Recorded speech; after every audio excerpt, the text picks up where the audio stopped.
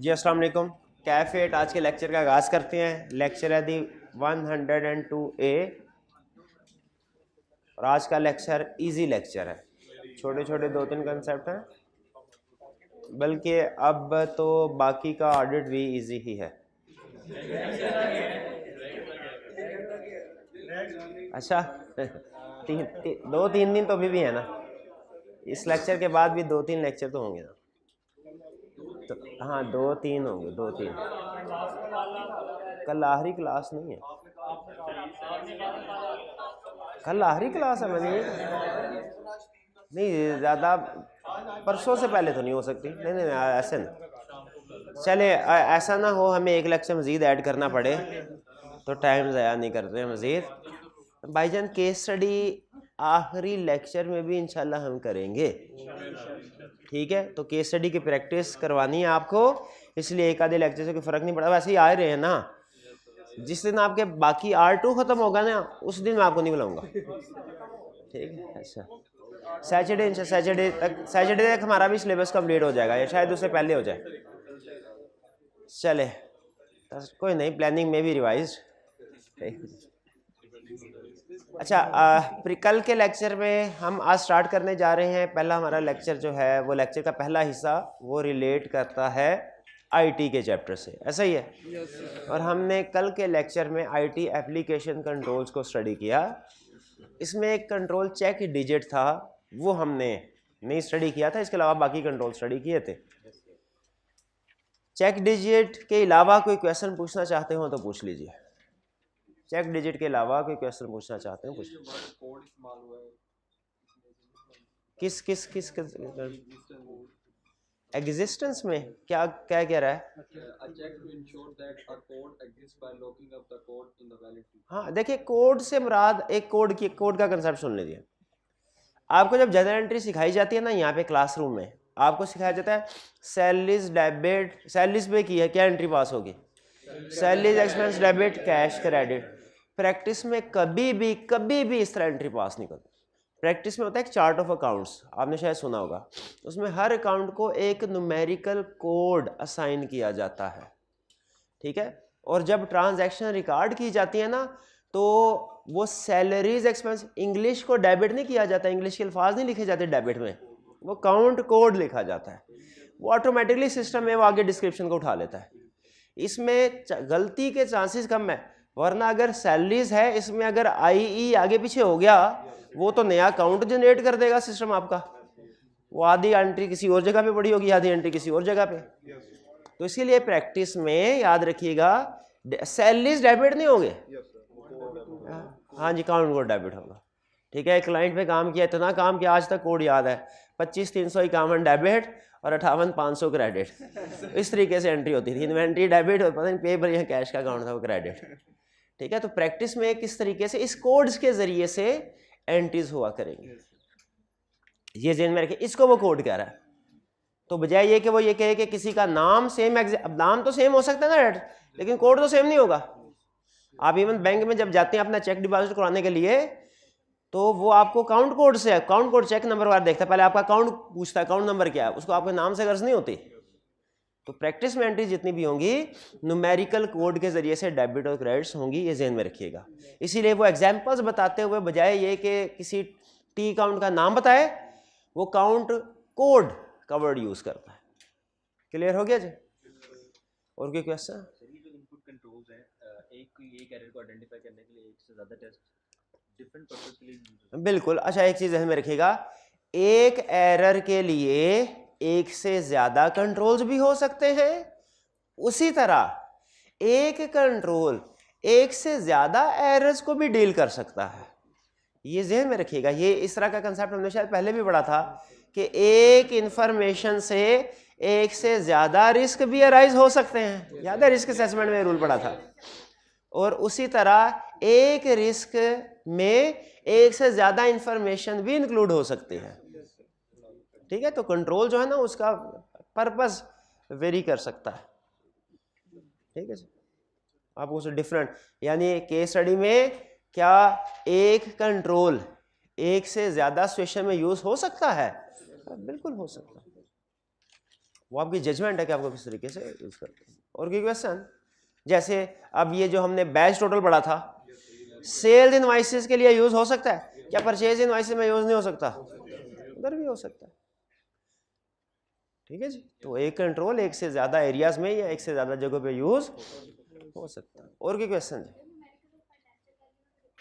Numerical value financial value में कोई फ़र्क नहीं है, सेम है, दोनों में से जो मर्जी टर्म यूज़ कर लें जिससे कहा जी। और कोई क्वेश्चन? कोई क्वेश्चन? अच्छा, ये अभी थोड़ी देर पहले बात हुई, भाई ने पूछा कि मैं चेक डिजिट एक्सप्लेन करने जा रहा हूँ आपको। ये क्वेश्चन कोड वाला, कोड में निस्बतन एरर्स के चांसेस कम होते हैं क्योंकि वो यूनिक नंबर होते हैं, लेकिन इसमें भी कुछ ना कुछ गलतियां हो सकती हैं। जैसे अगर किसी कस्टमर का अकाउंट है 3538 फॉर एग्जांपल, हो सकता है 3358 एंटर कर दिया जाए, अल्फ़ाबेट आगे पीछे हो सकते हैं। ठीक है, ट्रांसपोजिशन एरर हो सकता है कि अकाउंट में 8 की बजाय 5 एंटर कर दिया जाए। कीबोर्ड पे होता है ऊपर 8 है नीचे 5 है, प्रेस करते हुए 5 काउंट कोड एंटर करते हुए गलती हो सकती है। ग्रेट। तो कोई ऐसा कंट्रोल भी होना चाहिए जो खास तौर पे जब हम एंट्री कर रहे होते हैं वैल्यूज की, कोड की, इसमें अगर कोई गलती हो तो हमें फौरन मैसेज दे दे, हमें फौरन मैसेज दे। जैसे अगर मैं रिकॉर्डिंग कर रहा हूं, एक कस्टमर नंबर मेरा 355 होगा, 358 भी होगा। अब 5-8 कीबोर्ड के ऊपर नीचे होते हैं, तो ज़रा सा भी ऊपर नीचे अगर हो जाए तो वो हो सकता है एंट्री दूसरे के अकाउंट में चली जाए। तो ऐसा सिस्टम होना चाहिए कि अगर मैं कोड गलत एंटर करूं तो सिस्टम मुझे बता दे कि आपका कोड सही नहीं है, वैलिड नहीं है। इस मकसद के लिए एक इनपुट कंट्रोल या डाटा वैलिडेशन कंट्रोल इजाद किया गया जिसे कहा जाता है चेक डिजिट। अक्सर जो अकाउंट कोड होता है ना, उसके एंड में किसी एक्स्ट्रा डिजिट को ऐड कर दिया जाता है। अब ये जो एग्जांपल मैं दे रहा हूं कंसेप्ट समझाने के लिए, वरना इसे चेक डिजिट कहते नहीं है। अक्सर अकाउंट कोड के एंड पे कोई नंबर ऐड कर दिया जाता है। जैसे आपका आईडी कार्ड नंबर है, अगर आप देखें आईडी कार्ड नंबर का जो आखिरी डिजिट है वो एक मीनिंगफुल इंफॉर्मेशन को इंडिकेट कर रहा, उसका एक मतलब है। जैसे आपके आईडी कार्ड का लास्ट नंबर क्या है? हाँ, ऑड नंबर होगा। और जो फीमेल के आईडी कार्ड का लास्ट, शाबाश, इसका मतलब जेंडर को इंडिकेट कर रहा होता है। इसी तरीके से जो कोई भी अकाउंट्स हम जब क्रिएट करते हैं कोड्स वगैरह, तो उनके एंड में एक एक्स्ट्रा डिजिट ऐड कर दिया जाता है। अब देखें, आप किसी टेररिस्ट से उसका पूछें, हाँ भाई पाकिस्तानी हो? शनाख्ती कार्ड नंबर क्या है? एंड में बता दे 6, आपने फौरन उसको पकड़ लेना। मैं कहा भाई कोई गड़बड़ है? पकड़ा क्या ना, क्योंकि कोड गलत बताया उसने, या तो उसने गलती करती बताने में, या 2 नंबर काम है। इसी तरह हम जब अकाउंट कोड प्रैक्टिस में एंटर कर रहे होते हैं, उसमें चांस होता है इनपुट कोड गलत हो जाए। उसके लिए चेक डिजिट का कंट्रोल इजाद किया गया। चेक डिजिट है क्या? चेक डिजिट थ्योरेटिकली समझते हैं, फिर न्यूमेरिक एग्जांपल से समझेंगे, फिर आप एक एग्जांपल खुद करेंगे। पहले थ्योरेटिकली, चेक डिजिट है एक ऐसा एक्स्ट्रा डिजिट जो कैलकुलेट ओरिजिनल कोड से ही किया जाता है, जो कैलकुलेट और ओरिजिनल कोड के एंड में ऐड किया जाता है, और ये इंश्योर करता है कि आपका जो भी आप नंबर एंटर कर रहे हैं वो सही रिकॉर्ड हो। अब इसको कैलकुलेट, ऐड तो एंड में किया जाएगा। हमें 3 बातें पता चली। पहली चीज, ये check digit calculate original code से किया जाएगा। दूसरी चीज, एंड में ऐड किया जाएगा। तीसरी चीज, ये हमारा जो एरर्स हैं कोड को एंटर करने के एरर, उनको प्रिवेंट करता है। अब छोटी सी हम एक्सरसाइज से इसको सीखते हैं कैसे, इससे आपको मजीद क्लियर हो जाएगा। फर्ज कीजिए कि हमारा एक कस्टमर बैंक है और हम हर कस्टमर को एक यूनिक कोड देते हैं। अब जो कस्टमर को हम कोड दे रहे हैं वो चल रहा है, फर्ज कीजिए फर्ज कीजिए कोई भी बुक की एग्जांपल क्या है, ताकि आपके जहन में यही समझ 2 3 4 5 6। ये फर्ज कीजिए कोड है, क्वेश्चन में कहता है 2 3 4 5 6, इसका चेक डिजिट कैलकुलेट कीजिए। इसका चेक डिजिट क्या होगा? चेक डिजिट से हम रात इस कोड के एंड पे जो डिजिट आना चाहिए, इस कोड के एंड पे कोई डिजिट आना चाहिए। आपने करना क्या है, सबसे पहले इसे टेबल फॉर्म में लिख लेना 2 3 4 5 6, और फिर इसके बाद एंड पे ये x आपका चेक डिजिट है, ये आपका, इसको मालूम करना है।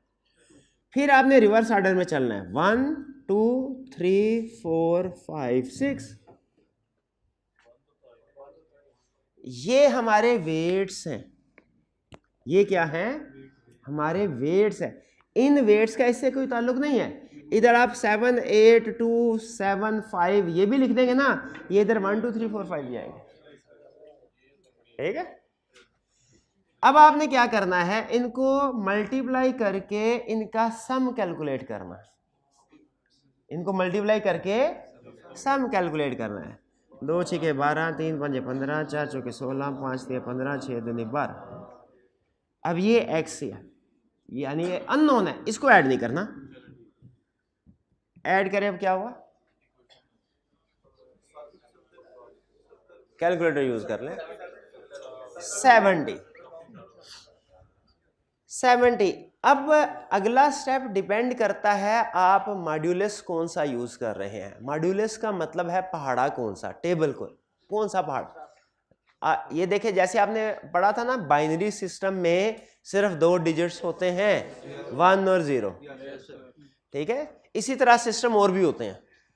तो यहाँ पे डिपेंड करता है सिस्टम आपने 4 का उठाना है, 10 का उठाना है, 15 का उठाना है, सिस्टम कौन सा। ये चेक डिजिट कैलकुलेट करने के लिए क्या बाइनरी सिस्टम में कैलकुलेशन करनी है, ठीक है, यहाँ के किसी सिस्टम जितना जाहिर है मॉड्यूलस बड़ा होगा उतनी ज्यादा ऑप्शंस आ जाएंगे। अगर हम चेक करते हैं, हम सेलेक्ट करते हैं मॉड्यूलस सिस्टम 11, इसका मतलब है आपने 11 का पहाड़ा पढ़ना है कि वो जो गिवन नंबर है इससे इमीडिएट नेक्स्ट नंबर तक पहुंचे, 77।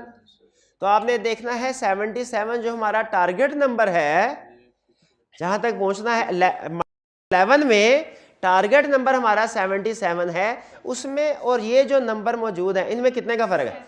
7। तो हमारा जो x है यानी चेक डिजिट वो क्या होगा? वो 7 होगा, 7 होगा। अब ये चेक डिजिट आपका 7, इसका मतलब है अब हमारा कंप्लीट कोड क्या होगा? 2 3 4 5 6 नहीं, 2 3 4 5 6 7। अब थोड़ा सा जरा विजुलाइज कीजिए, अगर आप गलती करते हुए 2 3 4 5 6 को 2 4 3 5 6 7 पंच कर देते हैं, क्या उसका जो आपने गलत कोड पंच कर दिया उसका चेक डिजिट 7 नहीं आएगा? 7 नहीं आएगा, उसका डिफरेंट आएगा, ठीक है। तो सिस्टम को ऑटोमेटिकली पता चल जाएगा इस कोड के अंदर कोई गड़बड़ है, इनकंसिस्टेंसी प्रॉब्लम है, एरर है, इसलिए कि इस ओरिजिनल कोड जो आपने एंटर किया होगा उसका चेक डिजिट 7 नहीं कुछ और होगा। आप नंबर चेंज कर दें, नीचे सम चेंज आएगा, चेक डिजिट चेंज आ जाए। कुछ समझ आई बात की? थोड़ी चलिए, अब मैं आपको एक फिर कोड बताता हूं, आपने उसका चेक डिजिट कैलकुलेट करना है। कोड है जी 5831 और मॉड्यूलस है 8। चेक डिजिट कैलकुलेट कीजिए, शाबाश।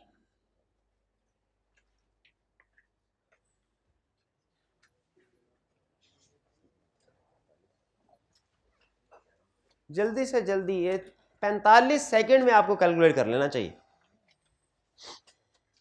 हाँ शाबाश, ठीक है।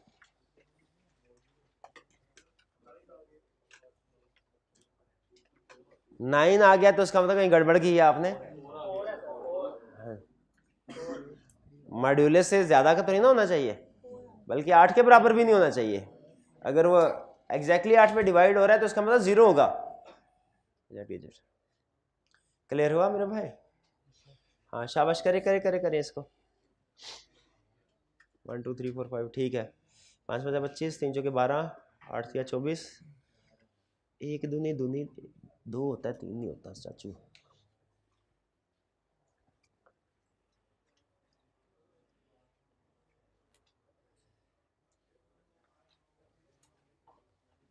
शाबाश शाबाश, क्या आया?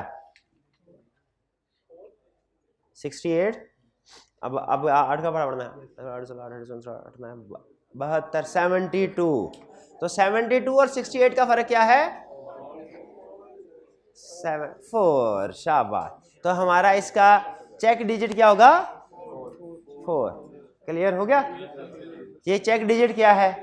अब जरा इसकी डेफिनेशन को एक दफा पढ़े, एग्जाम्पल को ध्यान में रखिए, देखिए क्लियर होता है ये कंसेप्ट। शाबाश, जल्दी से देखिए।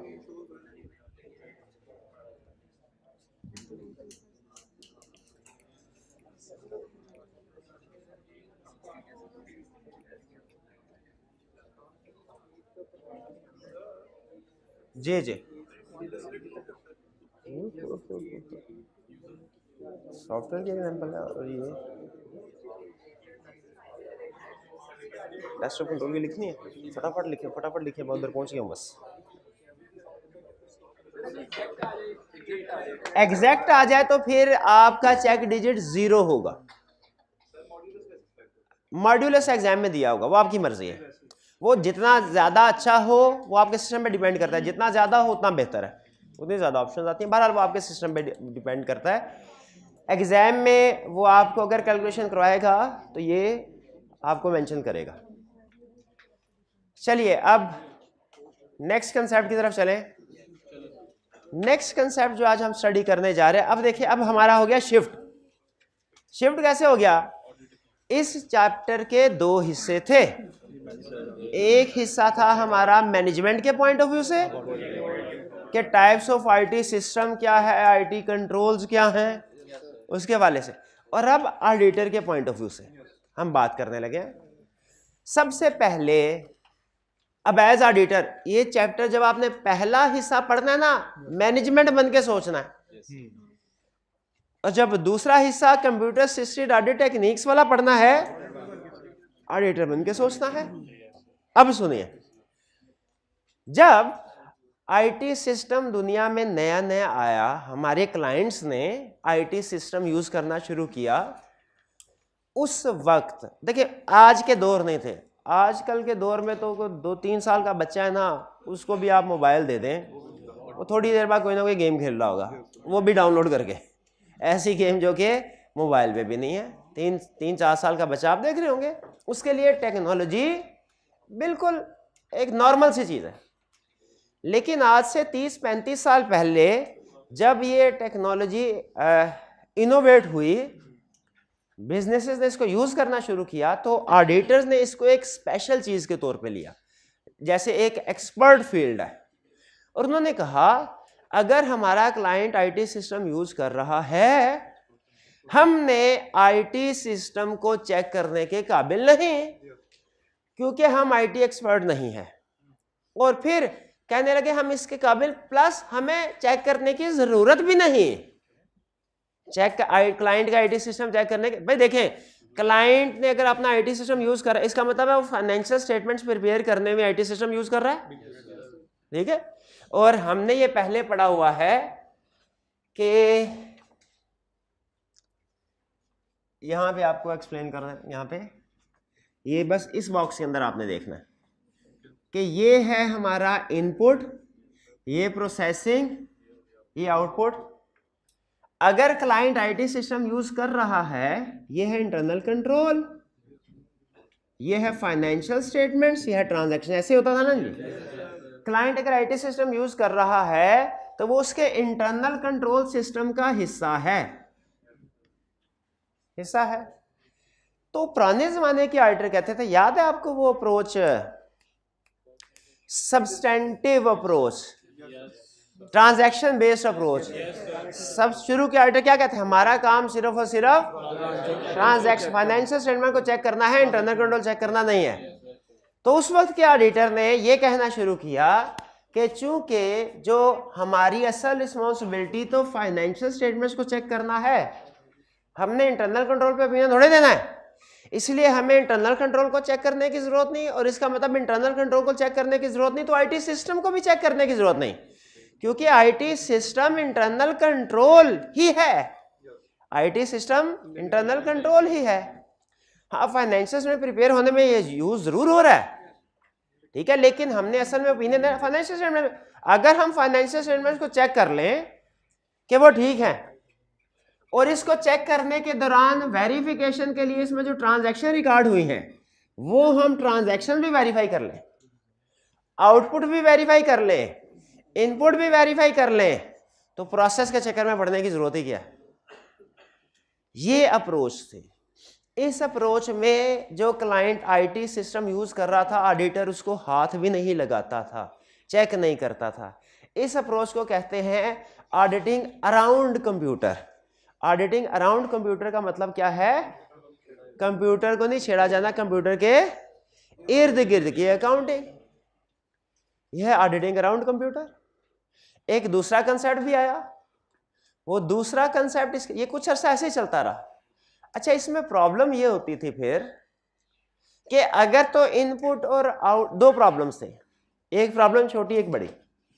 छोटी प्रॉब्लम ये थी कि ऑडिटर के पास डायरेक्ट इस चीज का एविडेंस कोई नहीं था कि क्लाइंट का आईटी सिस्टम ठीक काम कर रहा है कि नहीं। ऑडिटर के पास इस चीज का डायरेक्ट एविडेंस कोई नहीं था। वो इनपुट आउटपुट के साथ मैच करके तो कहते थे दरमियान में भी सही काम हो रहा होगा, ठीक है। तो ये एक प्रॉब्लम ये कि ऑडिटर के पास ऑडिटिंग अराउंड कंप्यूटर में इस चीज का डायरेक्ट एविडेंस कोई नहीं होता था कि सिस्टम सही काम कर रहा है।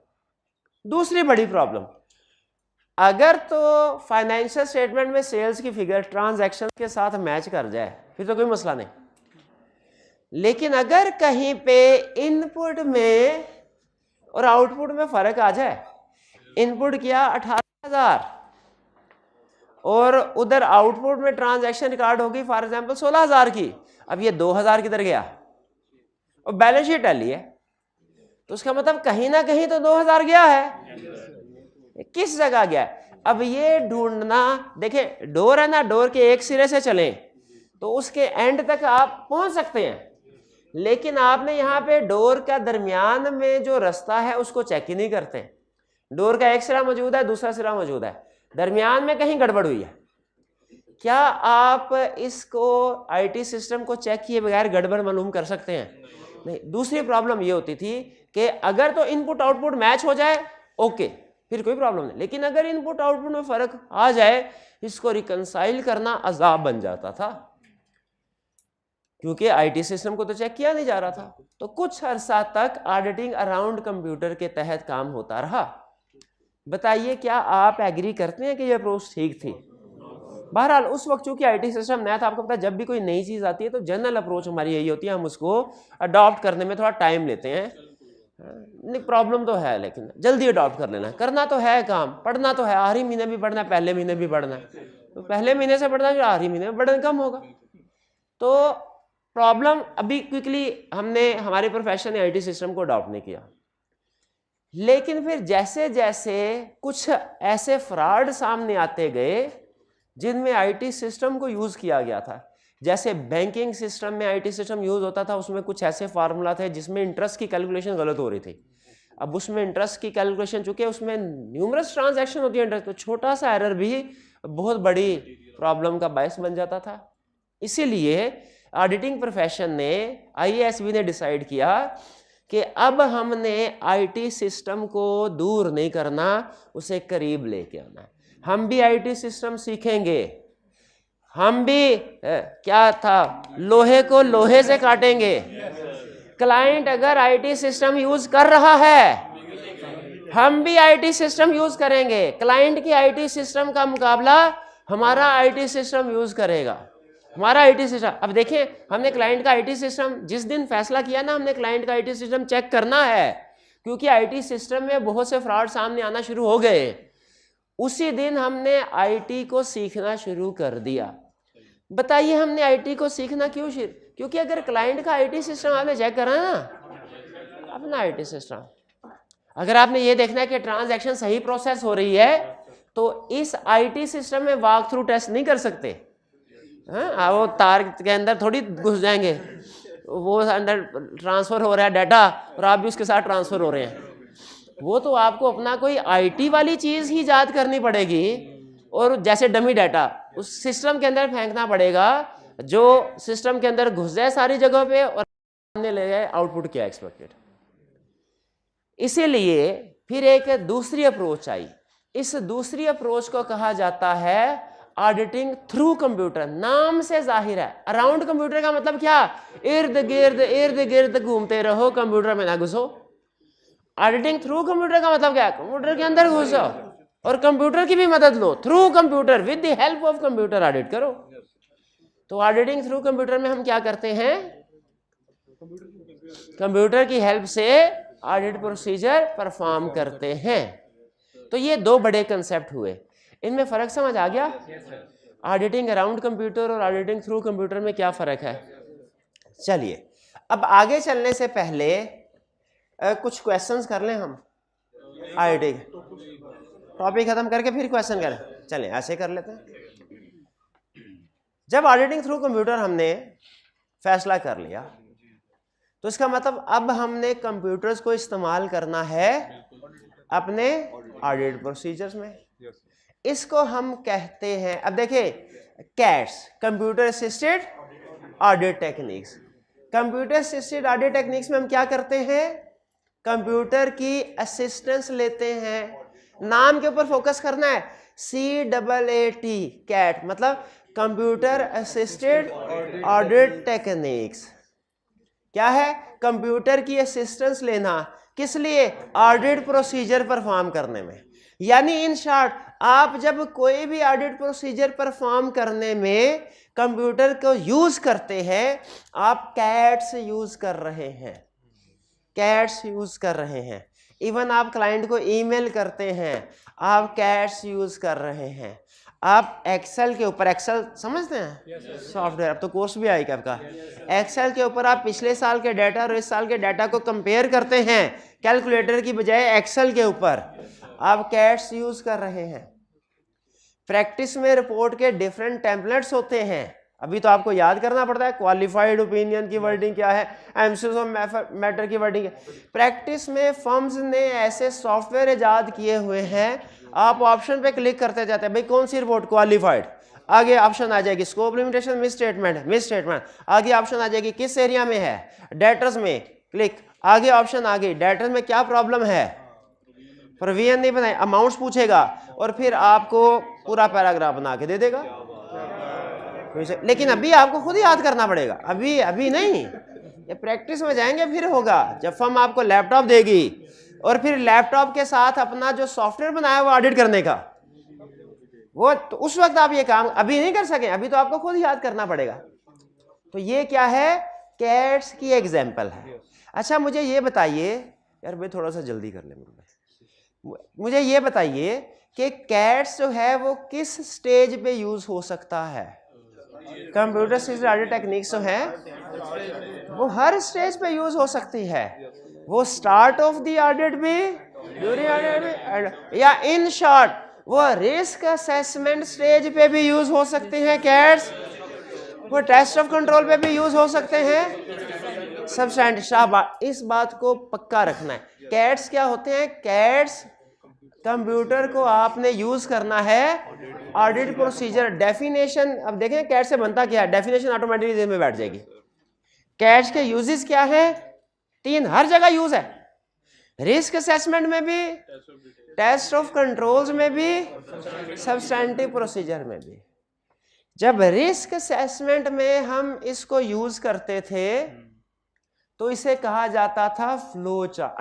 रिस्क असेसमेंट में अंडरस्टैंडिंग ऑफ एंटिटी ऑब्टेन करते हैं ना, तो अंडरस्टैंडिंग ऑब्टेन करने के बाद हम फ्लो चार्ट की शक्ल में इसे डॉक्यूमेंट करते थे। यानी अब ये जैसे माइंड मैप आपने देखे ना, हमारे माइंड मैप, ये समझ लीजिए फ्लो चार्ट की बड़ी सादा तरीन शक्ल है। प्रैक्टिस में भी इसी तरह जो क्लाइंट के सिस्टम होते हैं, आप इंग्लिश की शक्ल में भी लिख सकते हैं, आप इस तरह फ्लो चार्ट भी बना सकते हैं।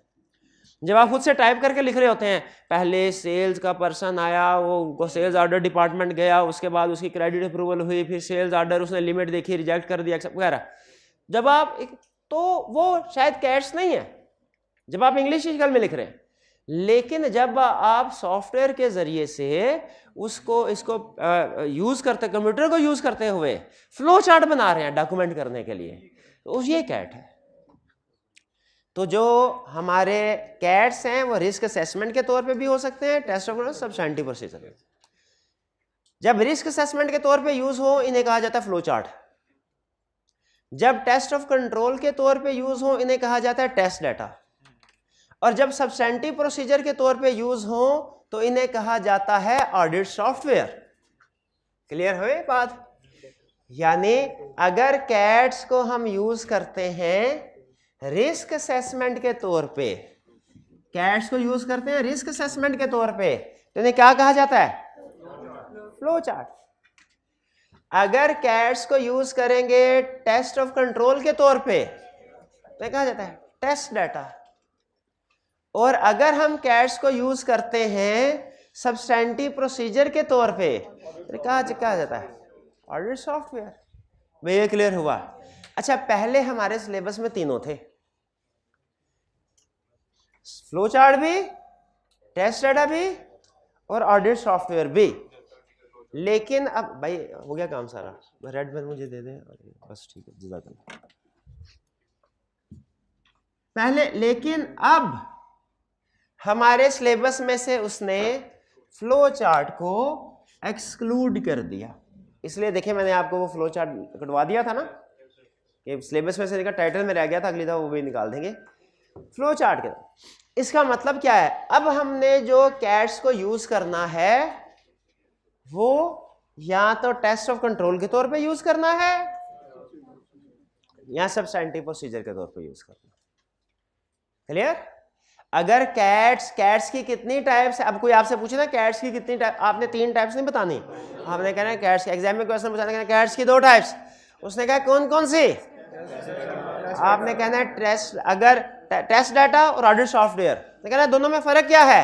आपने कहा test data is use to test operating effectiveness of control और audit software is use to perform substantive procedures. यानी अगर आप टेस्ट ऑफ कंट्रोल्स परफॉर्म करने में कंप्यूटर को यूज करें तो इसे क्या करेंगे? टेस्ट। और सब्सटेंटिव प्रोसीजर परफॉर्म करने में कंप्यूटर को यूज और सॉफ्टवेयर।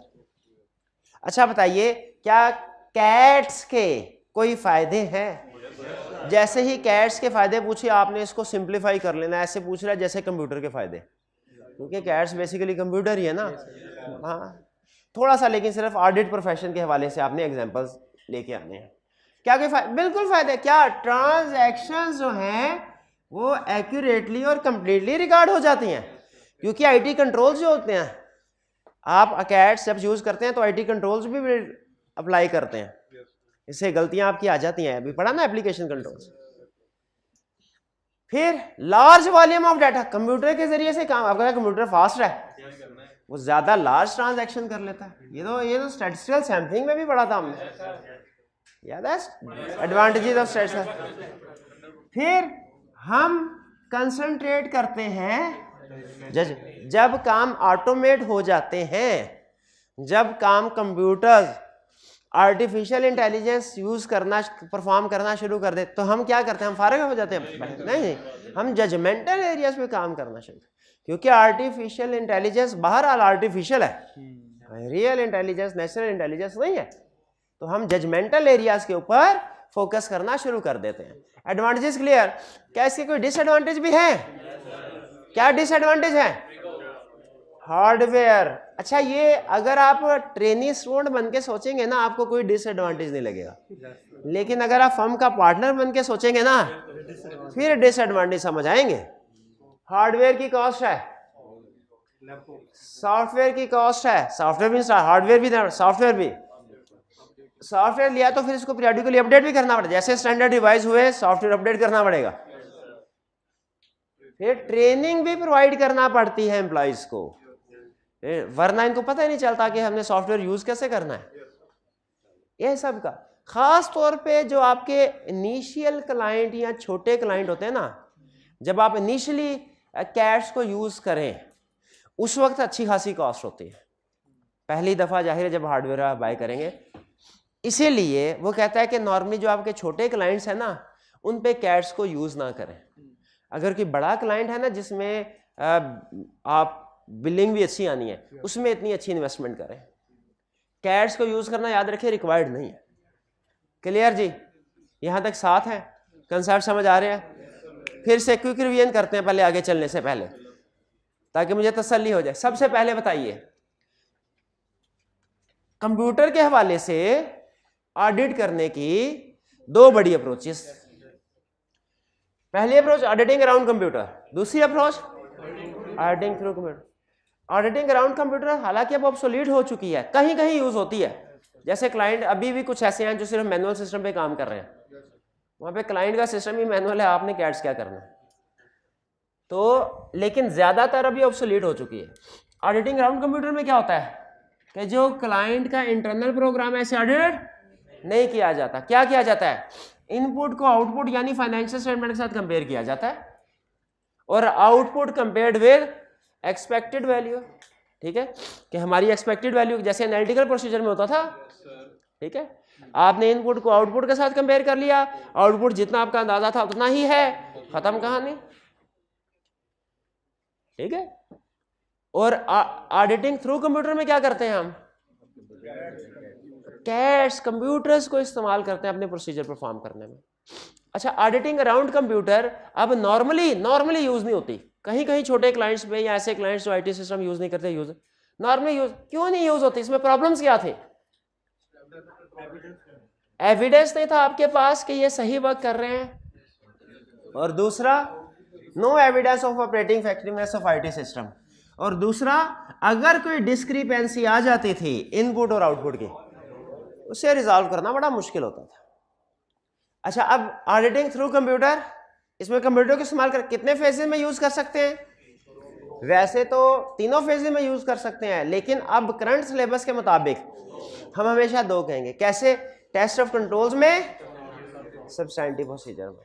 टेस्ट ऑफ कंट्रोल में अगर यूज करें कैट्स तो इसको क्या कहते हैं, टेस्ट डाटा। और सब्सटैंटिव प्रोसीजर के तौर पे ऑडिट सॉफ्टवेयर। अगर हमसे कैट्स के कोई एडवांटेजेस पूछे बता देंगे, डिसएडवांटेजेस पूछे बता देंगे, वो तो सिंपल ही है ना। चलिए अब चलते हैं हम इसकी एग्जांपल्स की तरफ। टेस्ट डाटा आप कर चुके हैं, इंटरेस्टिंगली कर चुके हैं। याद है कहाँ किया था? हाँ जी, जब वो डमी ट्रांजैक्शन याद है प्रोसेस की थी हमने, वो टेस्ट डाटा क्या है? कह रहे टेस्ट डाटा है, टेस्ट डाटा बता रहा हूं। टेस्ट डाटा क्या है? आप कंट्रोल्स को टेस्ट कर रहे हैं, ध्यान में रखिएगा। एग्जाम में अगर टेस्ट डाटा से आप सब्सटैंटिव प्रोसीजर पे चले गए, यहाँ ऑडिट सॉफ्टवेयर से आप टेस्ट ऑफ कंट्रोल पे चले गए, सारा क्वेश्चन जीरो हो जाएगा। टेस्ट डाटा क्या है? डमी ट्रांजैक्शन, जैसे फेक सेल की ट्रांजैक्शन, एग्जांपल रिकॉल करें। डमी ट्रांजैक्शन जैसे फेक सेल की ट्रांजैक्शन डेवलप्ड बाय ऑडिटर, जो ऑडिटर बनाता है, क्लाइंट नहीं, क्योंकि क्लाइंट तो ओरिजिनल जनरल एंट्रीज बनाएगा ना। डमी ट्रांजैक्शन किसने बनाई? ऑडिटर ने, और फेंक दी कहां? क्लाइंट के आईटी सिस्टम में। क्यों? उसी को तो चेक करना है। डमी सेल की transaction developed by auditor, auditor ने डिसाइड किया क्रेडिट लिमिट 5 लाख है, आउटस्टैंडिंग अमाउंट 3 लाख है, मैं 3 लाख की एक और एंट्री पास करता हूं, फेक डमी ट्रांजैक्शन। 3 लाख की सेल्स ट्रांजैक्शन ऑडिटर ने क्रिएट की और क्लाइंट की आईटी सिस्टम में एंटर कर दी कि प्रोसेस देखते हैं, प्रोसेस करता है, प्रोसेस बैठ, और फिर एक्चुअल रिजल्ट्स को देखा और देखा क्या मेरे एक्चुअल रिजल्ट्स एक्सपेक्टेड के मुताबिक हैं। अगर एक्चुअल रिजल्ट ये हुआ कि ट्रांजैक्शन प्रोसेस हो गई और बैलेंस अपडेट हो गया 6 लाख, कंट्रोल्स वीक कंट्रोल। और अगर एक्चुअल रिजल्ट ये है वो है वैसे ही जैसे एक्सपेक्टेड थे, कि जैसे ही उसने 3 लाख की सेल्स एंटर की, सिस्टम ने फौरन अलार्म बजा दिया, वैसे एक्सेप्शन रिपोर्ट जनरेट कर दी कि आउटस्टैंडिंग बैलेंस क्रेडिट लिमिट से एक्सीड कर रहा है। तब क्या है? Control strong. ये बात समझ आई? जरा इसको पढ़ लें, देखें क्या सही समझ आया। Dummy transaction developed by auditor, लेकिन processed by clients IT system. और फिर ऑडिटर देखता है क्या रिजल्ट एक्सपेक्टेशन के मुताबिक है कि नहीं। अगर रिजल्ट एक्सपेक्टेशन के मुताबिक है तो फिर इसका मतलब क्या है, ठीक है, और अगर एक्सपेक्टेशन के मुताबिक नहीं फिर कोई गड़बड़ है। एग्जाम्पल्स क्या है? सेल सिस्टम में पहली एग्जाम्पल, क्रेडिट लिमिट चेक करने के लिए टेस्ट डाटा यूज कर सकते हैं जी। दूसरी एग्जाम्पल, इन्वेंट्री बैलेंस चेक करने के लिए कि मिनिमम ऑर्डर मैक्सिमम, इसको यूज कर सकते हैं। तीसरी ऑप्शन कि ऐसे डिस्पैच नोट जिनकी अभी इनवाइस, डिस्पैच नोट है एनओटी, जिनकी इनवाइस जनरेट नहीं हुई। ये थोड़ा सा हमारी टिपिकल डेफिनेशन से हट गया है, लेकिन ये भी कंट्रोल्स को बता रहा है। हो सकता है ना ये टिपिकल डेफिनेशन से हट के तीसरी एग्जांपल जो है ना ये हमारी डेफिनेशन पे फिट नहीं बैठती, लेकिन बहरहाल कंट्रोल्स टेस्ट हो रहे हैं इस एग्जांपल में भी, इसीलिए ये टेस्ट डाटा की एग्जांपल में है कि अगर आपसे कहा जाए, आप सिस्टम से कहें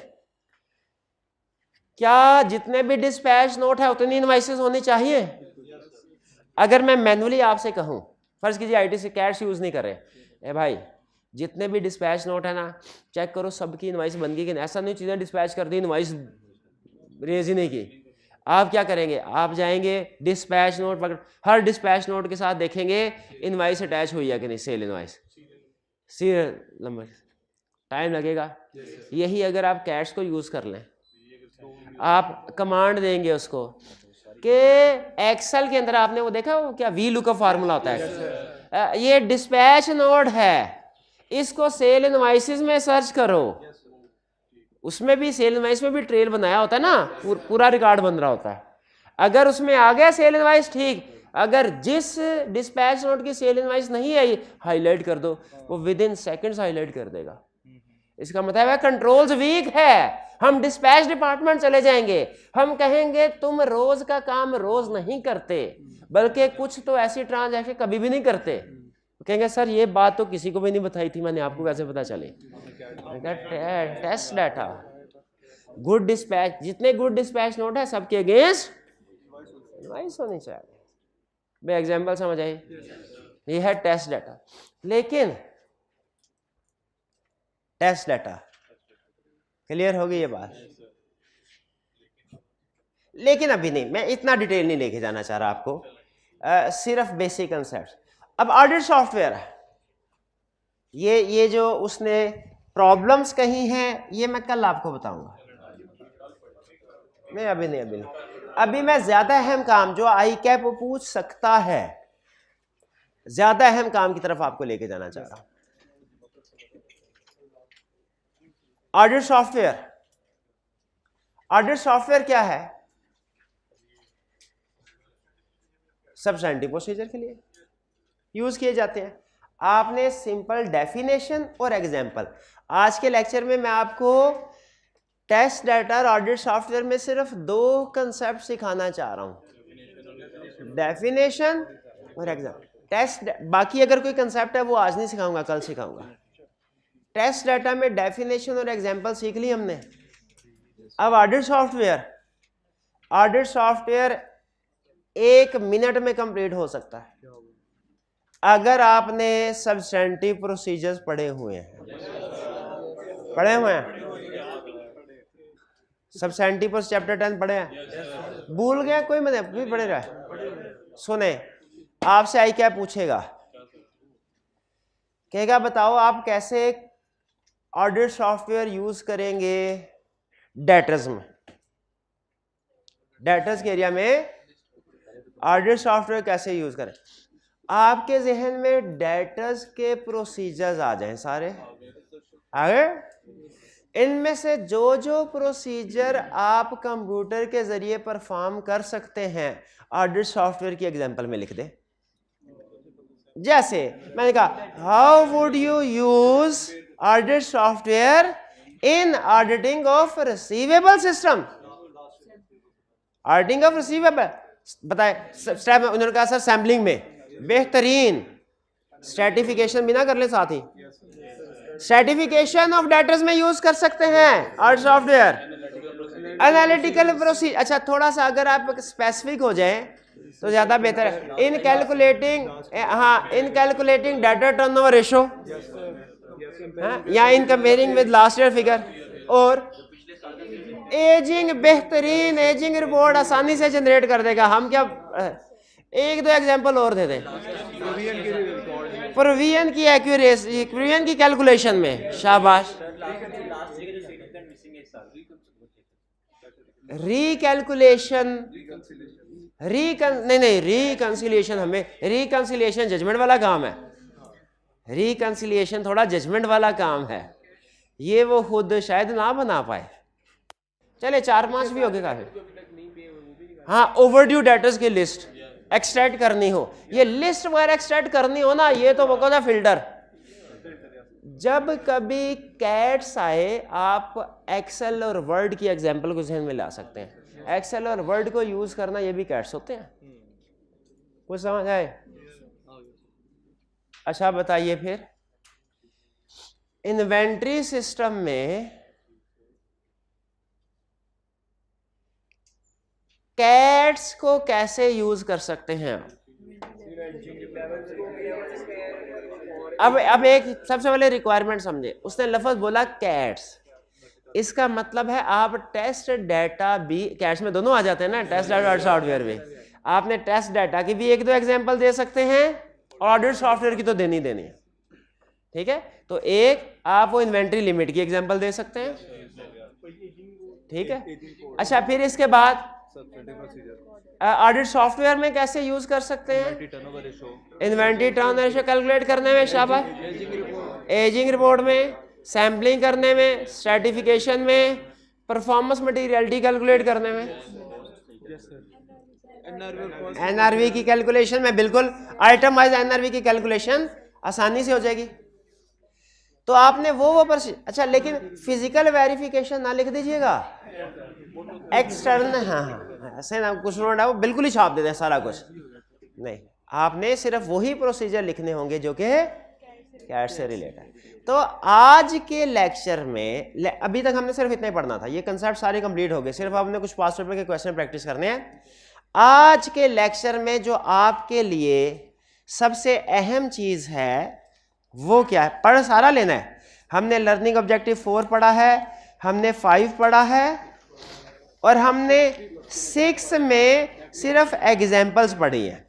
आपके लिए जो मोस्ट इंपॉर्टेंट है इसमें से प्रॉब्लम, ये जो पेज 223 पे problem with use of test data है ना, ये हमने अभी नहीं पढ़ा, ठीक है। और इसी तरह ऑडिट सॉफ्टवेयर में problem with use of audit software, ये नहीं पढ़ा, प्रॉब्लम्स नहीं पढ़ी, लेकिन हमने इनकी एग्जाम्पल्स पढ़ ली। आपने आज घर जाके ये जो लर्निंग ऑब्जेक्टिव 6 में use of test data in audit है, ये एग्जाम्पल, इसको स्टैरिक मार्क करें 3। ये इस पूरे टॉपिक में ना, पूरे आईटी वाले, रिप्रोडक्शन के अलावा सबसे अहम कंसेप्ट यही है। और फिर use of audit software in audit software में ये एग्जाम्पल्स हैं। ये क्या है बेसिकली? ये सिर्फ एग्जाम्पल्स हैं जो आपने पढ़ ली हैं, क्लास में डिस्कस कर ली है। मैं सिर्फ चाह रहा हूं घर जाके इसको रीड कर लें कि एग्जाम में वो इस तरीके से अगर क्वेश्चन पूछे कि बताओ मुझे प्रोसीजर, सब्सटेंटिव प्रोसीजर बताओ, लेकिन कौन से? ऑडिट सॉफ्टवेयर के थ्रू जो करोगे, कौन से? जो टेस्ट डाटा के जरिए करोगे। तो आप वो भी हैं वही चीजें, सिर्फ हमने कंप्यूटर के इस्तेमाल को बिल्ड कर देना। क्लियर जी? चलिए, कोई प्रॉब्लम तो नहीं थी? ये बहुत आसान है, ये लर्निंग ऑब्जेक्टिव 4 और 5 सिंपल रीडिंग करें समझ आ जाता है। 6 में आपने आज टेस्ट डाटा और ऑडिट सॉफ्टवेयर की डेफिनेशन पढ़ लेनी है, ठीक है, बल्कि डेफिनेशन को भी छोड़े, एग्जाम्पल्स पढ़ लें। एग्जाम्पल्स आपने 2-3 दफा पढ़नी है, पढ़ेंगे जी? चलिए, ये था हमारा। अब हम करते हैं, चलते हैं किसकी तरफ? देखने प्रैक्टिस क्वेश्चन है, आपने कहा था प्रैक्टिस क्वेश्चन अभी एंड में करेंगे। आईटी के हमने अभी केस स्टडीज इतनी प्रैक्टिस की नहीं, ऐसे ही है ना? अच्छा, ब्रेक के बाद नहीं, अभी ब्रेक के बाद वो दूसरे वाला पार्ट शुरू हो जाता है हमारा। जी भाई, वो स्लाइडर है। चलिए, अच्छा असाइनमेंट अपने सामने रखिए। अब असाइनमेंट अपने सामने रखिए। चले वो जो क्वेश्चन दिए थे आपको, सोल्यूशन नहीं अभी क्वेश्चन, कौन सा क्वेश्चन आज डिस्कस करना हमने? 3, 4। चले सबसे पहले आ जाए। अब आईटी सिस्टम के क्वेश्चंस हैं, थोड़ा ध्यान से। नॉर्मल ऑडिट में तो आप एक्सपर्ट हैं, आईटी हर ऑडिटर की वीक होती है, बेफिक्र रहे, परेशान नहीं होना। हमें भी जब आईटी था, बस आईटी सिर्फ जब तक पेपर ना दे ले तब तक आईटी याद रहती है, पेपर देने के अगले ही दिन आईटी, हाँ खास बात है आईटी में, ऐसे निकल जाती है। स्टार्ट करें। क्वेश्चन कौन सा था आज? 3। List 6 physical access controls over an IT system. Physical access दो तरह के कंट्रोल्स हैं, लॉजिकल एक्सेस कंट्रोल है और फिजिकल एक्सेस कंट्रोल। कौन कौन से हैं? लॉक, सीसीटीवी कैमरा, बार्स लगा देना, लॉकेबल ब्रीफकेस, फायरवॉल। फायरवॉल नहीं है, शाबाश, लॉजिकल है, शाबाश। अच्छा, बायोमेट्रिक वेरिफिकेशन, ये भी, हाँ वो आप फिंगरप्रिंट फिर ही आपको अलाउ करेगा, शाबाश। अलार्म सिस्टम, सर्विलेंस कैमरा, बिल्कुल ठीक है, क्लियर हो गया। ये मार्किंग स्कीम देखें, एक का उसने आधा नंबर दिया होगा, 1 पॉइंट का। Question 4, the management of rose private limited RPL seeks your guidance for the following matter. वो कह रहे हैं सर एक वकूआ हो गया, अब वो हो गया सो हो गया, अब बताइए कि आगे से क्या करना चाहिए। RPL's office has recently been damaged by fire, causing a system downtime for 5 days. आग लगी, 5 दिन के लिए सिस्टम डाउन। रिक्वायरमेंट में क्या करें? Advise any 3 general controls to RL which में ensure continuity of its operation. अहम अल्फाज क्या हैं पूरे क्वेश्चन में? एक 3, एक जनरल कंट्रोल। क्या आप एप्लीकेशन कंट्रोल में ना चले जाएंगे? और फिर हाँ, फिर कंटिन्यूटी ऑफ ऑपरेशन। निशानियां बता रहे हैं ना, पहले जनरल कंट्रोल में जाओ, जनरल कंट्रोल से फिर कंटिन्यूटी ऑफ ऑपरेशन में जाओ, वहां से 3 एग्जांपल उठा के लिख दो। एक आधी एक्स्ट्रा आती है वो भी लिख देंगे एहतियातन। लिख दें कौन कौन से? पहले इंश्योरेंस तो बाद में, उससे पहले तो प्रिवेंटिव मेजर्स, प्रिवेंटिव मेजर्स से फायर एक्सटिंग्विशर वगैरह इंस्टॉल कीजिए, अलार्म से। फिर इसके बाद एग्रीमेंट, अच्छा इंश्योरेंस एग्रीमेंट, फिर सर्विस लेवल एग्रीमेंट्स, फिर software agreement with other companies और बैकअप। ठीक है, 5 है ना, कोई से 3 4 है, चले उससे 3 पूछे, 4 याद है, चारों लिखे। क्वेश्चन की अंडरस्टैंडिंग में कोई प्रॉब्लम? लिखना क्या है इसमें कोई प्रॉब्लम? कोई प्रॉब्लम नहीं। तो आईटी के क्वेश्चंस अब सॉल्व करने के काबिल हैं आप? चलिए आगे चलते हैं। ये आ गया इनपुट कंट्रोल्स, सॉरी ये एप्लीकेशन कंट्रोल्स। क्वेश्चन 5, अब ध्यान से जरा, ये क्वेश्चन थोड़े टेक्निकल।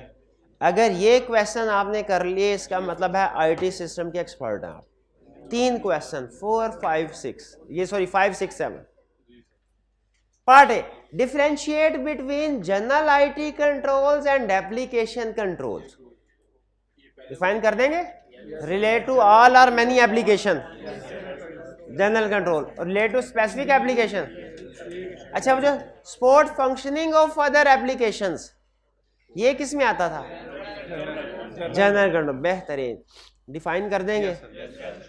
अब एग्जाम्पल्स को अंडरलाइन करें। उसने एग्जाम्पल्स पूछी हैं, कैटेगरीज नहीं पूछी, ये नोट कर लें।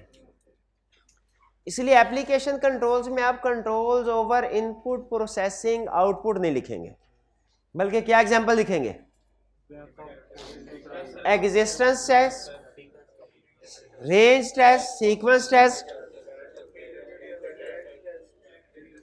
चेक डिजिट वगैरह वगैरह। क्लियर? और जो जनरल कंट्रोल की एग्जांपल्स में क्या लिखेंगे? बैकअप, ट्रेनिंग, डॉक्यूमेंटेशन वगैरह वगैरह। क्लियर? आगे चलते हैं। Part B, discuss the effect on application controls where general IT controls are ineffective. अगर जनरल वो इनइफेक्टिव है, एप्लीकेशन कंट्रोल्स को टेस्ट करने की जरूरत ही नहीं, वो ऑटोमेटिक इनइफेक्टिव हो जाएंगे। Controls are likely to be weak, rely नहीं करेंगे। Clear? Question 6 next, the management of rose private limited. फिर आगे गाइडेंस लेते हैं, अभी तो गाइडेंस दी थी इनको, दोबारा आ गए शिक्षा और गाइडेंस वाले मैटर। अब क्या हो गया भाई? कह रहे sir RPL is developing a sale invoicing system both for its cash and credit customer। एक सेल्स एप्लीकेशन डेवलप कर रहे हैं, कैश वाले कस्टमर के लिए भी, क्रेडिट वाले कस्टमर के लिए भी। System would record customer's name, email address, cell number, NTS number etcetera at the time of cell.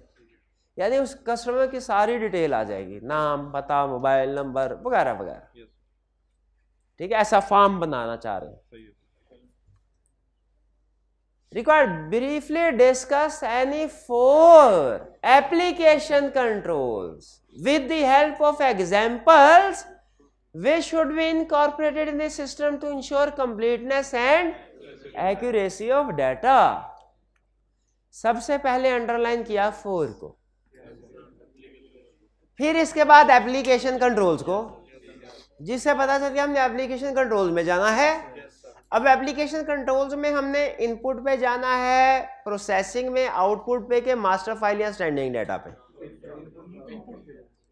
कैसे पता चला इनपुट पे? भाई एक तो हमारे सिलेबस में इनपुट है, बाकी तो सिर्फ डेफिनेशन की हद तक एग्जांपल तो है नहीं। दूसरा, to be in system to ensure completeness and accuracy of data, कि जो डाटा रिकॉर्ड किया, रिकॉर्डिंग की बात कर रहे हैं ना, वो कंप्लीट हो और एक्यूरेट हो। तो इनपुट कंट्रोल्स की बात कर रहे हैं। तो हमने इनपुट कंट्रोल्स की तो सिर्फ डेफिनेशन पढ़ी है, एग्जांपल कहां से उठाएं? एग्जांपल्स तो थे ही नहीं उधर, पढ़ी है एग्जांपल्स? Range test. तो बताइए इस एग्जांपल में रेंज टेस्ट को आप छाप देंगे, इस क्वेश्चन लिमिट टेस्ट, शाबाश। इस क्वेश्चन में लिमिट टेस्ट को की एग्जांपल कैसे क्रिएट करें? क्रेडिट कस्टमर को जैसे ही उनकी ऑथोराइज लिमिट से एक्सीड करे और रिजेक्ट कर दे, बिल्कुल ये कंट्रोल है। और कंप्लीटनेस क्या करेगा, कैसे यूज?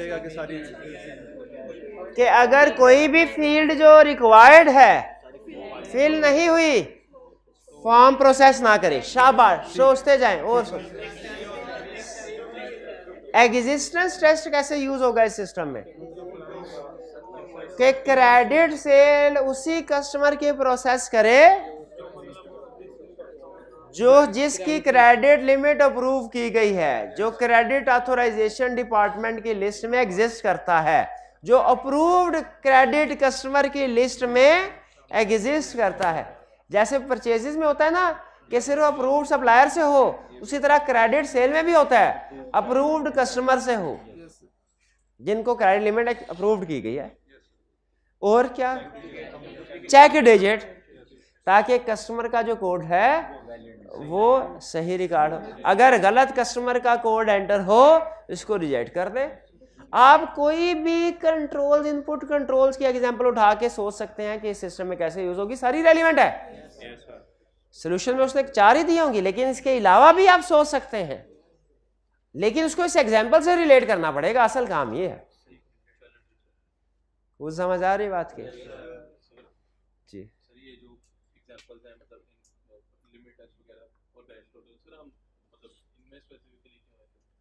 इनमें क्यों आए थे? ये जो कह रहे हैं भाईजान के एग्जाम्पल्स है, लिमिट टेस्ट है, ये बैच टोटल है, इस क्वेश्चन से हम इन एग्जाम्पल्स पे क्यों आए? पहली चीज इस लफ्ज एप्लीकेशन से, एप्लीकेशन कंट्रोल से। हाँ, अब आगे एप्लीकेशन में तो उसने 4 हेडिंग्स दी हैं, इनपुट है, प्रोसेसिंग है, आउटपुट है, master file.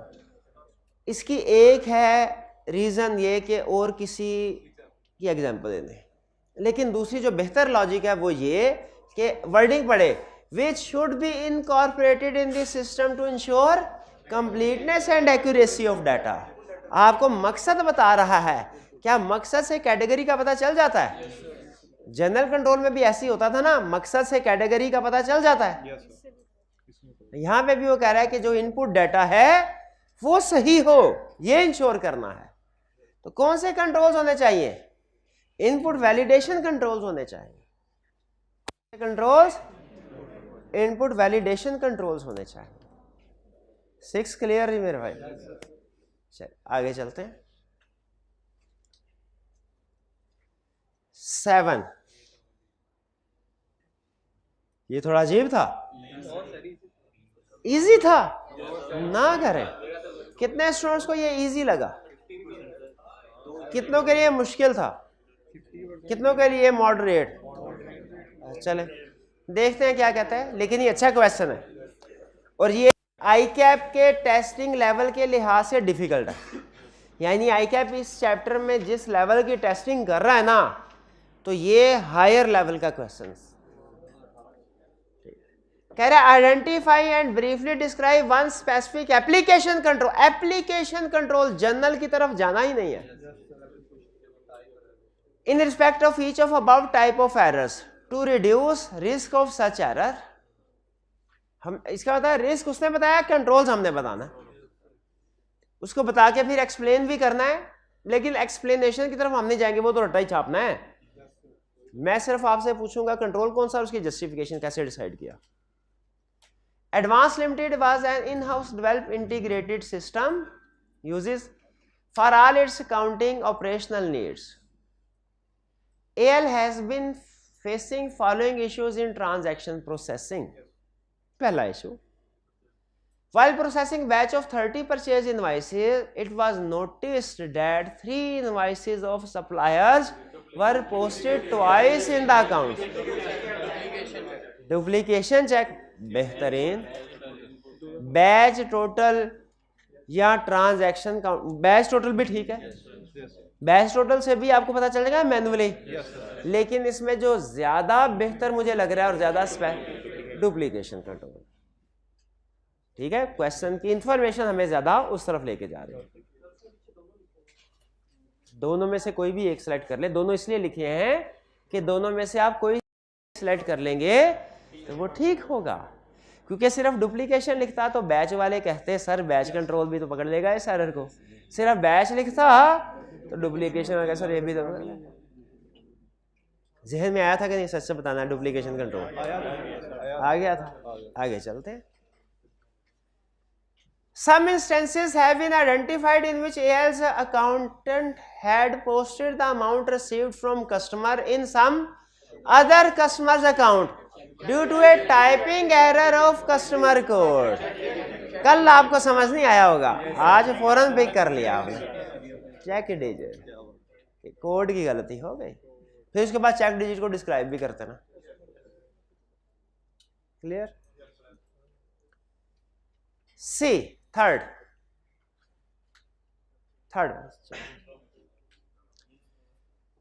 while processing the payments, the accountant often fails to mention the check number, due to which it takes a lot of time to trace the payment in bank statement. Completeness है check, completeness से उसमें check की field required करते भाई, इस वजह से हमें बाद में ढूंढना पड़ता है। सीक्वेंस हमें यह बताता कि अगली डॉक्यूमेंट प्रीवियस डॉक्यूमेंट्स के सीक्वेंस में आ रही है। वो अगर कोई ट्रांजैक्शन मिसिंग होती ना, वो बता देता। ये पूरी ट्रांजैक्शन मिस नहीं कर रहा, नोटिस कीजिए, पूरी ट्रांजैक्शन मिस नहीं कर रहा, उस पूरे फॉर्म के अंदर एक फील्ड मिस कर रहा है, completeness.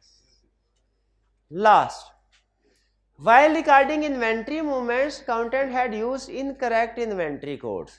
Since those codes did not exist, the system posted the transaction in suspense account, existence।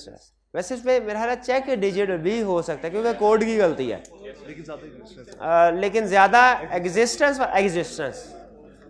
कि वो चेक करे और फौरन एरर रिपोर्ट दे दे। अगर एग्जिस्ट नहीं कर रहा तो उसे नई जगह पे रिकॉर्ड ना कर ले, बल्कि फौरन एक्सेप्शन रिपोर्ट जनरेट कर दे।